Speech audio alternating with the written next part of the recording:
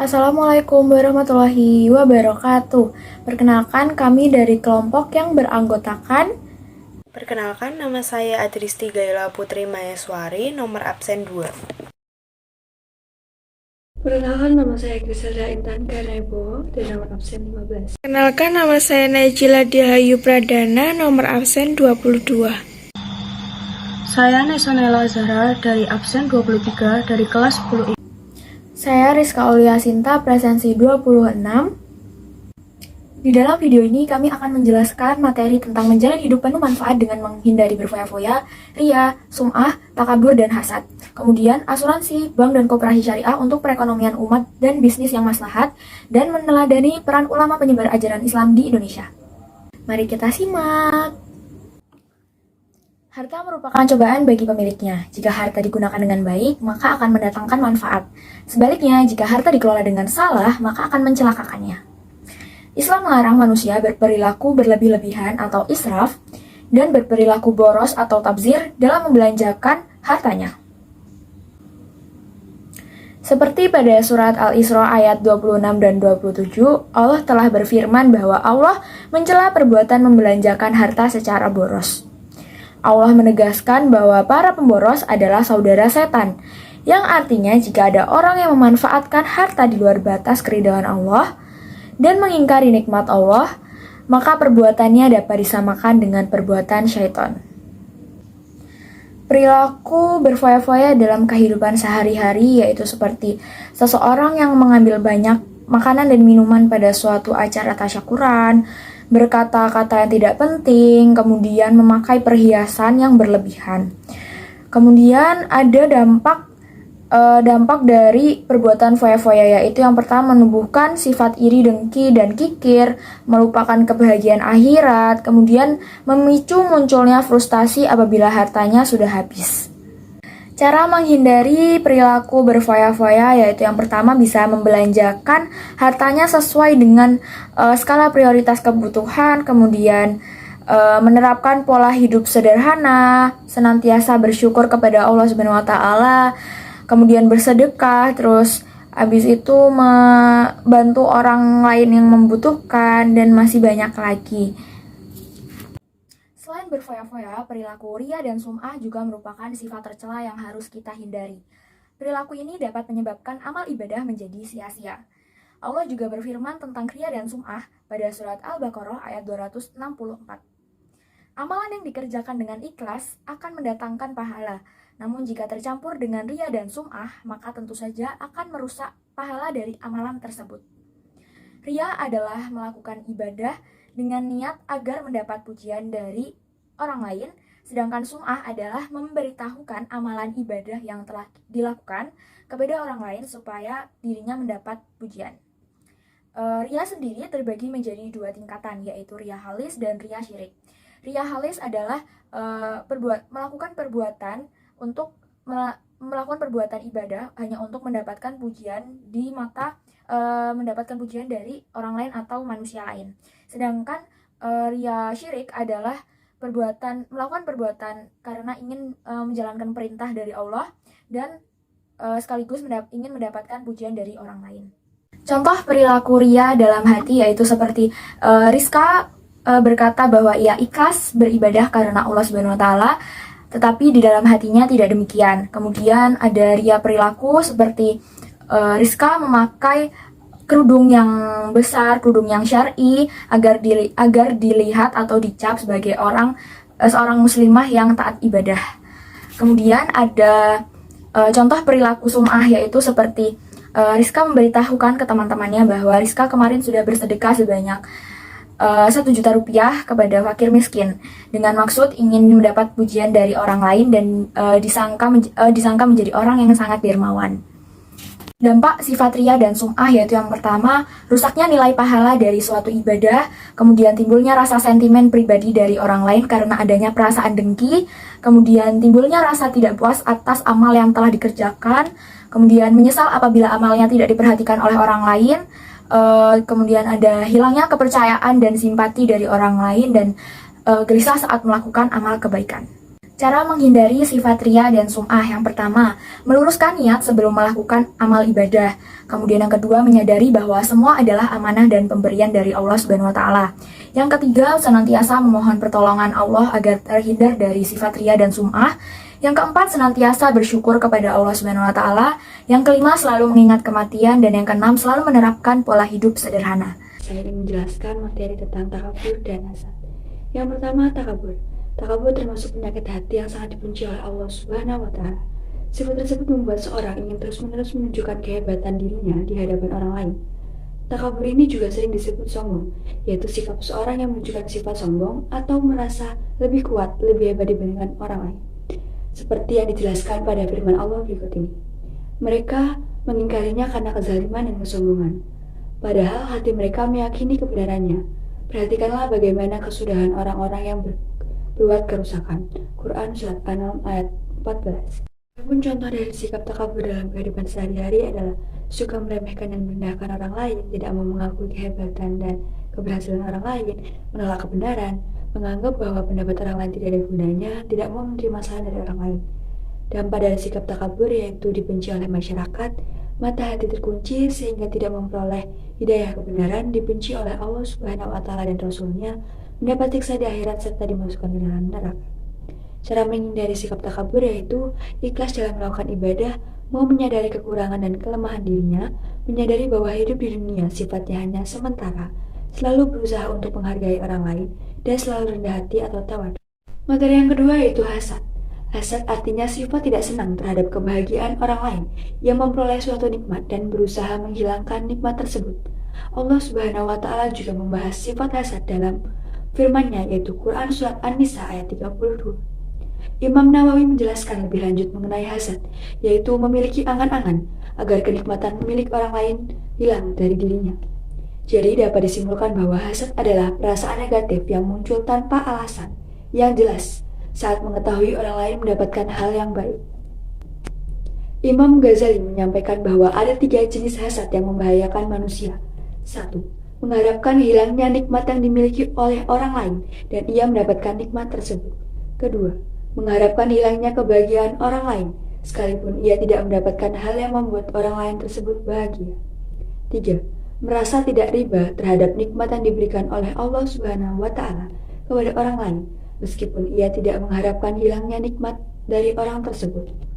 Contoh sikap hasad yang muncul dari diri seorang dikarenakan adanya rasa benci terhadap segala sesuatu yang dimiliki orang lain. Dampak dari sikap hasad itu menentang takdir dan kehendak dari Allah Subhanahu wa taala, merendahkan martabat orang lain, suka menceritakan keburukan orang lain, dan suka meremehkan kebaikan orang lain. Cara menghindari sikap hasad yaitu senantiasa bersyukur kepada Allah Subhanahu wa taala, senang membantu sesama, senantiasa bersikap rendah hati, mendahulukan kepentingan umum, dan senantiasa mempererat tali silaturahmi antar sesama. Definisi bank syariah. Menurut Undang-Undang Nomor 21 Tahun 2008 tentang Perbankan Syariah, bank syariah adalah bank yang menjalankan kegiatan usahanya berdasarkan prinsip syariah, terdiri dari bank umum syariah dan bank rakyat syariah. Yang kedua, sejarah bank syariah. Berawal didirikannya Bank Muamalat Indonesia, pertama di Indonesia, pada tanggal 1 November 1991 dan beroperasi pada tanggal 1 Mei 1992, yaitu merupakan hasil kinerja tim perbankan MUI. Yang ketiga, dasar hukum perbankan syariah. Pada tahun 2008, terbitlah Undang-Undang Nomor 21 Tahun 2008 tentang Perbankan Syariah, yang terdiri dari 13 bab dengan 70 pasal yang mengatur tambahan beberapa prinsip, yaitu tata kelola, prinsip kehati-hatian, manajemen risiko, penyelesaian sengketa, otoritas fatwa, komite perbankan syariah, pembinaan dan pengawasan bank syariah. Yang keempat, kegiatan dan usaha bank syariah. A. Penghimpun dana. Yang pertama, penghimpun dana atau wadiah, yaitu titipan dari satu pihak ke pihak lain sebagai individu maupun badan hukum yang harus dijaga dan dikembalikan oleh penerima titipan kapanpun pihak menitipkan hendak mengambilnya. Yang A. Wadiah yadamanah, yaitu titipan yang selama belum dikembalikan kepada pihak yang menitipkan boleh dimanfaatkan oleh pihak penerima titipan. Yang B, wadiah yad amanah, yaitu pihak yang menerima titipan tersebut tidak boleh mengambil manfaat atas barang yang dititipkan tersebut sampai pihak yang menitipkan mengambilnya kembali. Yang kedua, penghimpun dana mudorabah, yaitu perjanjian kerjasama usaha di mana pihak pertama bertindak sebagai penyedia dana dan pihak kedua bertanggung jawab untuk pengelolaan usaha. Dibagi menjadi 3, yaitu yang A, mudorabah mutlaqah, yaitu sistem mudorabah yang memberikan kuasa penuh kepada pengelola untuk menjalankan usahanya tanpa batasan apapun.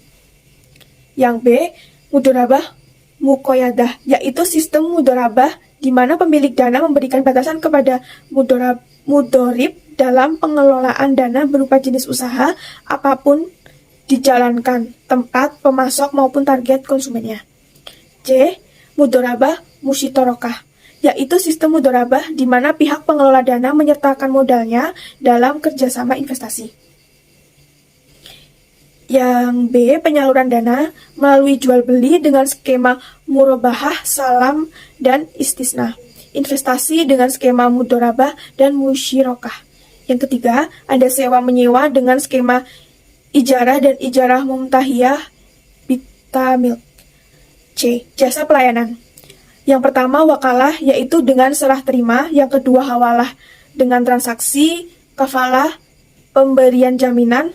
Ran adalah menahan aset. Yang kelima, hikmah dan manfaat bank syariah. Yang pertama, terhindar dari praktik riba. Yang kedua, turut andil dan berperan dalam menjalankan syariat Islam. Yang ketiga, memperoleh keuntungan. Yang keempat, dana nasabah dipergunakan sesuai syariat Islam. Yang kelima, menerima hasil dari investasi yang ditanamkan di bank melalui tabungannya. Yang keenam, mendapatkan jaminan dari lembaga pinjaman simpanan. Koperasi syariah adalah badan usaha koperasi yang menjalankan aktivitas usaha dengan prinsip, tujuan, dan kegiatan berdasarkan Al-Quran dan hadis. Koperasi syariah memiliki tujuan untuk memajukan kesejahteraan para anggotanya dan masyarakat luas. Pada hakikatnya, koperasi syariah diajarkan berdasarkan dasar hukum. Yang pertama, Al-Quran dan hadis, terutama tentang prinsip ta'awun dan takaful. Yang kedua, Pancasila dan Undang-Undang Dasar 1945, Pasal 33, Ayat 1. Yang ketiga, Peraturan Menteri Koperasi dan Usaha Kecil Menengah (KUKM) Nomor 16 tentang pelaksanaan kegiatan usaha simpan pinjam dan pembiayaan syariah oleh koperasi merupakan regulasi terbaru yang mengatur tata kelola koperasi syariah di Indonesia. Yang selanjutnya ada kegiatan dan usaha koperasi syariah. Yang pertama ada penghimpunan dana, meliputi simpanan pokok, simpanan wajib, dan simpanan sukarela. Yang kedua ada penyaluran dana. Dana yang dihimpun dari anggota kemudian disalurkan kembali kepada anggota maupun calon anggota dengan prinsip bagi hasil atau jual beli. Yang ketiga, investasi atau kerjasama. Kegiatan kerjasama dilakukan dengan memberikan modal kepada seseorang pengusaha yang dinyatakan layak untuk diberikan modal dengan prinsip bagi hasil. Yang keempat ada jual beli. Berikut kegiatannya. Yang pertama ada bai al-mudarabah, yang kedua ada bai al-istimna. Yang kelima pelayanan jasa, meliputi sewa menyewa dan penitipan. Yang keenam pengalihan utang atau hawala, adalah jasa memindahkan kewajiban pembayaran utang kepada pihak lain yang kewajibannya diambil alih oleh koperasi syariah sehingga anggota tersebut berkewajiban untuk membayar kewajiban kepada koperasi. Yang ketujuh, penggadaian syariah adalah menahan aset anggota sebagai jaminan atas pinjaman yang diberikan dari koperasi syariah. Koperasi tidak menerapkan bunga terhadap pinjaman tetapi menerapkan biaya penyimpanan terhadap aset yang dijadikan pinjaman. Kedelapan, ada pendelegasian mandat atau wakalah, adalah jasa yang disediakan koperasi syariah untuk mengurus atau membelikan barang tertentu di mana koperasi syariah bertindak sebagai pihak yang diberi mandat oleh anggota untuk menyelesaikan urusan tersebut dan anggota berkewajiban membayarkan jasa atas wakalah tersebut. 9. Penjamin atau kafalah adalah kegiatan penjaminan yang diberikan oleh koperasi syariah yang bertindak sebagai peminjam kepada pihak ketiga untuk memenuhi kewajiban. 10. Adalah pinjaman lunak, adalah pinjaman yang diberikan oleh koperasi syariah kepada anggota di mana anggota hanya berkewajiban untuk mengembalikan sejumlah uang yang dipinjam tanpa harus membayar tambahan bunga. tokoh penyebaran ajaran Islam di Indonesia. Banyak tokoh yang berperan aktif dalam penyebaran ajaran agama Islam di wilayah masing-masing maupun di wilayah lain. Tokoh-tokoh tersebut diantaranya sebagai berikut. Yang pertama, Sultan Malik As-Saleh. Malik As-Saleh menduduk tahta Kesultanan Samudra Pasai pada 1267 di bawah kepemimpinan Malik As-Saleh. Samudra Pasai mulai berkembang. Ia berkuasa selama 29 tahun dan digantikan oleh Sultan Muhammad Malik As-Zair 1297 sampai 1326 Masehi. Malik As-Saleh juga dikenal sebagai Mulai Silu. Selain dikenal sebagai pendiri dan raja pertama dari Kesultanan Samudra Pasai, Malik As-Saleh juga merupakan tokoh penyebar agama Islam di wilayah Nusantara dan wilayah Asia Tenggara pada abad 13 Masehi. Oleh karena pengaruh kekuasaan yang dimiliki Sultan Malik As-Saleh, Islam bisa berkembang di luas wilayah di Nusantara hingga ke negeri-negeri lainnya di kawasan Asia Tenggara. Yang kedua, Sultan Ahmad. Ia dikenal Sultan Malik At-Thohir yang menjadi sultan di kerajaan Samudra Pasai. Saat ia memerintah, Samudra Pasai dikunjungi oleh Ibnu Battuta. Ibnu Battuta mengumumkakan bahwa Sultan Ahmad sangat memperhatikan perkembangan dan kemajuan Islam. Ia terus berjuang untuk menyebarkan Islam ke berbagai wilayah di sekitar Samudra Pasai. Yang ketiga, Sultan Alauddin Riwayat Shah. Ia merupakan seorang tokoh peletak dasar-dasar kejayaan kerajaan Aceh. Saat itu, militer kerajaan Aceh terkenal sangat handal karena mendapat bantuan dari kerajaan Turki, Persia, dan India untuk mengajarkan Islam di Aceh hingga agama Islam berhasil disebarluaskan sampai ke Minangkabau dari Indrapura. Yang keempat, Wali Songo. Wali Songo menjadi tokoh penyebar ajaran Islam di Pulau Jawa. Dakwah oleh Wali Songo, berikut tokoh-tokoh dalam Wali Songo. 1. Maulana Malik Ibrahim atau dikenal dengan Sunan Gresik, Raden Rahmat, Sunan Ampel, Maulana Makdum Ibrahim, Sunan Bonang, Raden Paku, Sunan Giri, Syarifuddin, Sunan Derajat, Raden Masyahid, Sunan Kalijogo, Jafar Shodiq, Sunan Kudus, Raden Umar Said, Sunan Muria, Syarif Hidayatullah, Sunan Gunung Jati. Yang kelima, Sultan Alauddin. Pada masa pemerintahan Sultan Alauddin, penyebaran Islam mencapai Buton dan Dum. Tidak hanya itu, ia juga berhasil mengislamkan kerajaan Wajo, Sopeng, dan Buli. Yang keenam, Datuk Tunggang Parangan. Ia bernama asli Habib Hashim bin Musyadah bin Abdullah bin Yahya Datuk Tunggang. Parangan berasal dari Minangkabau dan berdakwah di Kutai Kartanegara. Datuk Tunggang Paranegara, ia wafat dan dimakamkan di Kutai Lama, Kalimantan Timur. Sultan Zainal Abidin. Ia datang ke Jawa Timur pada tahun 1494 Masehi untuk menimba ilmu di pesantren Sunan Giri.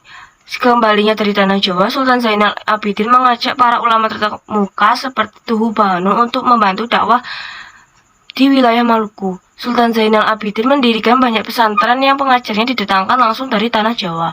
Ia juga mendirikan Bobato Akhirat atau yang disebut Jolebe untuk membantu Sultan dalam mengawasi pelaksanaan syariat Islam di Ternate. Hamzah Fansuri. Hamzah Fansuri merupakan ulama kelahiran abad ke-16 di Barus atau Pancor, Sumatera Utara. Buah pemikirannya telah melahirkan beberapa karya besar antara lain Asrarul Arifin fi Bayani Ilmi Suluk wa Tauhid yang membahas masalah-masalah ilmu tauhid dan ilmu tarekat. Kemudian, kitab Syarabul Asyikin yang membicarakan masalah-masalah tarekat, syariat, hakikat, dan makrifat. Lalu kitab Al-Multahi yang membicarakan masalah-masalah tasawuf. Sebagai seorang ulama tasawuf, Hamzah Fansuri juga seorang pujangga atau pesair Sufi yang terkenal. Ia termasuk dalam jajaran ulama Sufi terkenal pada masa pemerintahan Sultan Iskandar Khalil. Pada masa kerajaan Aceh Darussalam, Kampung Fansur sendiri dikenal sebagai pusat pendidikan Islam di bagian Aceh Selatan. Fansuri juga telah lama tinggal di kota Aceh.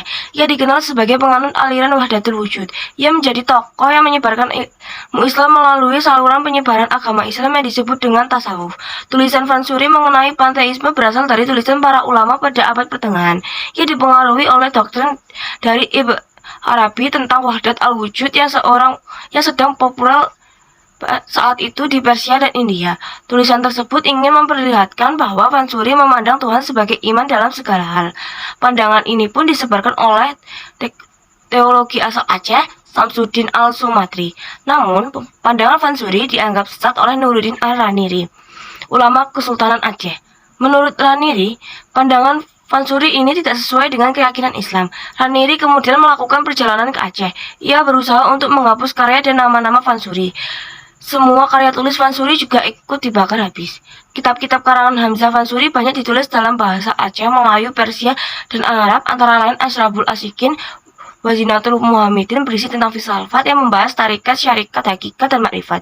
Asrarul Arifin fi ilmi suluk wa tauhid tentang akhlak dan ketuhanan. Al-Muntahi yang berisi kandungan ajaran wahdatul wujud yang diungkapkan dalam bentuk puisi, dan Rubai Hamzat Fansuri berbentuk puisi yang merupakan inti ajaran wahdatul wujud. Banyak karya-karya Hamzah Fansuri yang telah dibukukan dan diterbitkan kembali, di antaranya yaitu Syair Perahu, Burung Pingau, dan Bismillahirrahmanirrahim. Bahkan beberapa syair perahu pernah dijadikan lagu oleh musisi Aceh Rafli dengan judul yang sama. Khalil Bangkalani, nama lengkapnya yaitu Muhammad Khalil bin Abdul Latif. Beliau lahir pada tanggal 27 Januari 1820 Masehi di Desa Langgundi, Kecamatan Ujung Piring, Bangkalan. Beliau berasal dari keluarga ulama yang ayahnya bernama Kiai Syekh Abdul Latif yang mempunyai garis keturunan dengan Sunan Gunung Jati. Masa kecil hingga remajanya, Kiai Khalil menghabiskan dengan menuntut ilmu, khususnya ilmu fikih dan nahwu. Hal ini tercermin dari kemampuannya untuk menghafalkan 1002 bait nazam Alfiyah Ibnu Malik. Beliau juga telah mampu membaca Al-Quran dengan metode qira'at Sa'bah. Sebelum merantau untuk belajar di luar Pulau Madura, Kiai Khalil lebih dulu berguru di Tuan Guru Dawo yang lebih dikenal dengan nama Bujuk Dawo di Desa Malaje, Bangkalan. Selain itu, beliau juga belajar kepada Tuan Guru Agung yang dikenal sebagai sebutan Bujuk Agung. Kiai Dalil kemudian mendatangi satu pesantren ke pesantren lainnya untuk belajar ilmu agama. Dengan demikian, Kiai Khalil telah memperkuat jaringan keilmuannya dengan beberapa pesantren Jawa dan Madura sekaligus sebagai seorang santri. Setelah itu, beliau menikah pada usia 24 tahun dengan Nyai Asyik yang merupakan putri dari Laudra Putih. Hasil pernikahannya ini, ia dikaruniai 2 orang anak yang diberi nama Muhammad Imran dan Rohmah.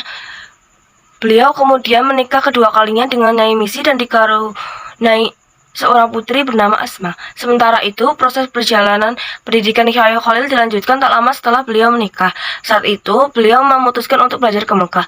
Beliau belajar pada Syekh Nawawi Al-Batani di Mekah. Dia dikenal sebagai seorang pelajar yang tekun.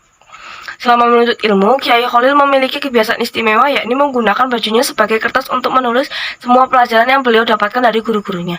Maka tak heran jika semua baju yang beliau punya hanya berwarna putih. Saat beliau sudah berhasil menghafalkan semua catatan itu, maka beliau baru bisa mencuci bajunya dan memakai kembali. Selain mempelajari tentang ilmu eksoteris seperti tafsir, hadis, fikih, dan ilmu nahwu, beliau juga mempelajari ilmu esoteris ke berbagai guru spiritualnya, yaitu Syekh Ahmad Khatib Sambas bin Abdul Ghaffar yang bertempat tinggal di Jabal Kubais. Melalui Syekh Ahmad ini, ajaran tarekat Qadariyah dan Naqsyabandiyah sampai kepada beliau, meskipun biasanya kedua jenis tarekat ini justru dipelajari secara terpisah. Beberapa keteladanan yang dapat diambil dari perkembangan Islam di Indonesia. 1. Pemurnian ajaran Islam hendaknya terus berjalan. Dakwah Islamiyah kepada umat Islam tetap perlu dilakukan. Tujuannya agar mereka selalu menerapkan ajaran Islam dalam kehidupan sehari-hari. Demikian halnya jika dalam pengamalan agama mereka terjadi kekeliruan karena pengetahuan yang terbatas atau kebiasaan yang salah, harus kita luruskan. 2. Belajar secara sungguh-sungguh dan tidak pantang menyerah. Menyebarkan Islam bukanlah hal yang mudah, sebab itu juga terjadi penolakan dari orang-orang tertentu. Akan tetapi, para ulama tidak takut dengan berbagai tantangan dan menyelesaikannya secara tepat. Selain itu, para ulama juga bersungguh-sungguh dalam belajar Islam agar dapat menyampaikannya dengan benar.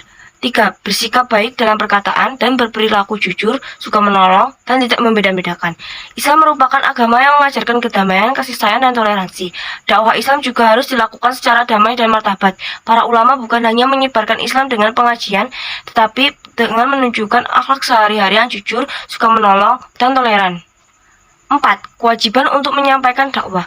Dalam Islam, setiap individu diwajibkan berdakwah. Dakwah yang dimaksud bukan sekedar mengajak untuk menyembah kepada Allah Subhanahu wa Ta'ala dan menjalankan kewajiban agamanya, akan tetapi juga mengajak untuk berbuat kebajikan.